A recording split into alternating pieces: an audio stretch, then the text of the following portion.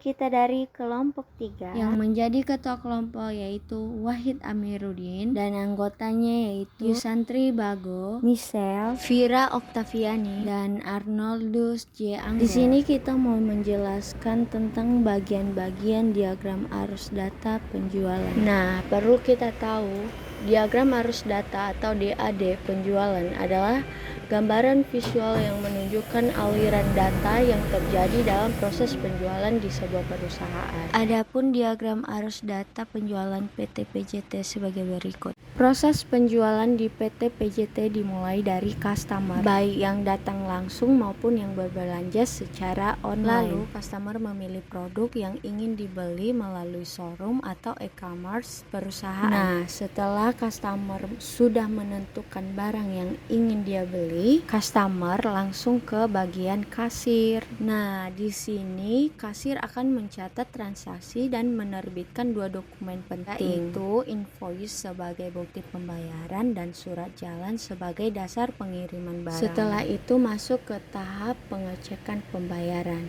Jika pembayaran dinyatakan berhasil, proses dapat dilanjutkan.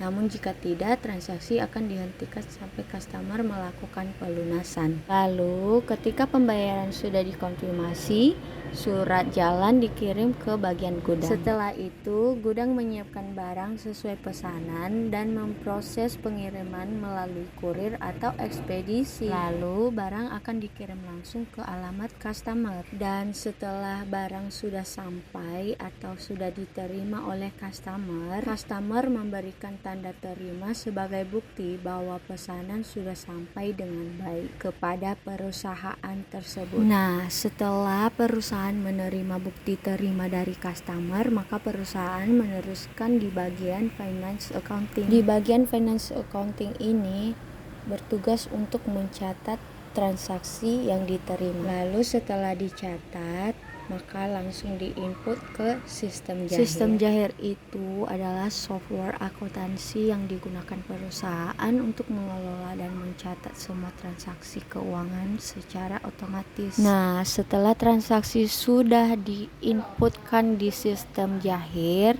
maka perusahaan mengarsipkan dokumen tersebut supaya perusahaan memiliki bukti yang jelas bahwa transaksi tersebut ada. Baik, sampai di sini penjelasan tentang diagram arus data penjualan.